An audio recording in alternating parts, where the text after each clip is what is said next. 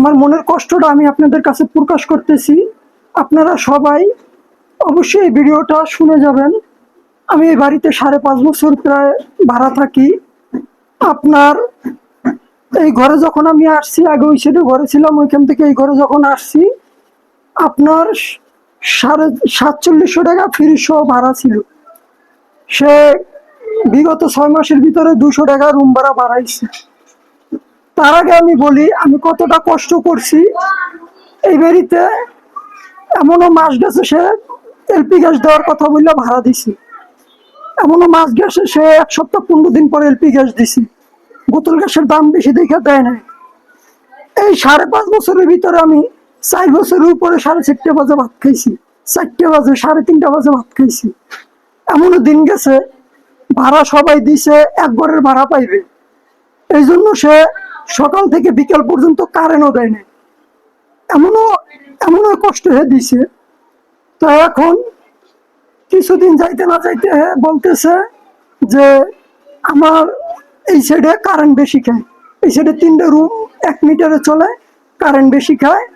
সে sub meter লাগাইছে, 3 ঘরের ভিতরে 2 ঘরে সাব মিটার লাগাইছে, 1 ঘরে লাগাই না। এইবারে নিয়ম হইলো এই বাড়িতে যদি ছাড়িয়ে যাইতে হয় 2 মাস আগে বাড়িওয়ালাকে বলতে হইব। তো সে সাব মিটার লাগাইছে, কিছুই বলে নাই একবার। 1 মাস দেখার পরে সে বলতেছে কারেন্ট বিল আলাদা আর ঘর ভাড়া 4000 টাকা। 4700 টাকাতে 200 টাকা বাড়াইছে, তা 5000-তে 100 টাকা কোন ঘর ভাড়া হয়েছে। আর এখন কারেন্ট বিল আলাদা করলে আর 4000 টাকা ঘর ভাড়া দিলে ঘর ভাড়া প্রায় 5700-5800 টাকা পড়ে। তো চিন্তা করেন কতটা বাড়ে।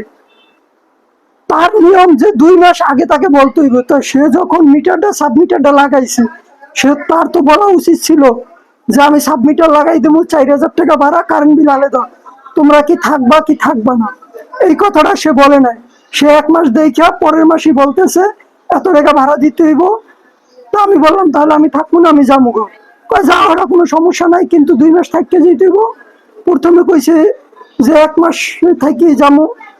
তো 2-4 দিন পর আবার আমার জিজ্ঞেস করছে যে কি 1 মাস থেকে যাবা। আমি কইছি আমি তো কইছি যে ঘর যদি আমি পাই তো 1 মাস থেকে যাবো, না 2 মাস থেকে যাবো। যাই হোক, আরে কারেন্ট বিল আলাদা দিতে হইব। তো আমার প্রায় 180 ইউনিট, 2টা ফ্যান, একটা ফ্রিজ, একটা টিভি। তো আমার একটা ফ্যান কইতে গেলে প্রায় বন্ধ থাকে, শুধু রাত্রে 2টা ফ্যান চলে।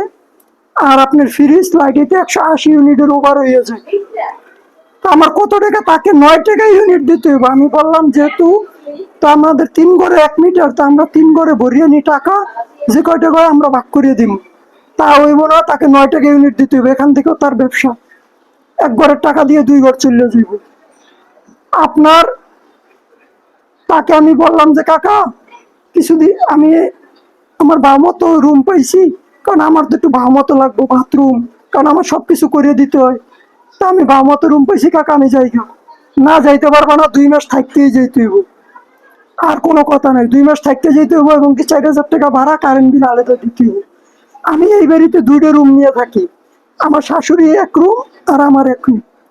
তা আমার শাশুড়ির রুম কইতে গেলে শুধু রাত্রে একটু ঘুমায়, ছাড়া সবকিছুই থাকি। তা আমার শাশুড়ি আমার ঘরে সারাদিনই থাকি। ওই ঘরের কারেন্ট এবং রান্না করে না, গ্যাস, সবকিছুই তার বাঁচে। তারপরও সে আমার উপরে এই জুলুমটা চালায়। তাকে দিতে হইব আর দিয়ে যাইতে হইব, এক পাও লড়া যাইব না। তাহার বাড়িতে এতদিন এত কষ্ট করার পরও আমার দুঃখ যে আমার হারে এই টাকা দিয়েই যেতে হইব। এই মনের কষ্টটা আপনাদের কাছে শেয়ার করলাম। টাকা পয়সা থাকলে কি হইব, আর কোটি কোটি টাকা, এরকম 3-4টা বাড়ি আছে, থাকলে কি হইব। আমাদের মতো মানুষের উপরে জুলুম এখনো যায় না। তা আপনারা সবাই এই ভিডিওটা শেয়ার করে দিবেন।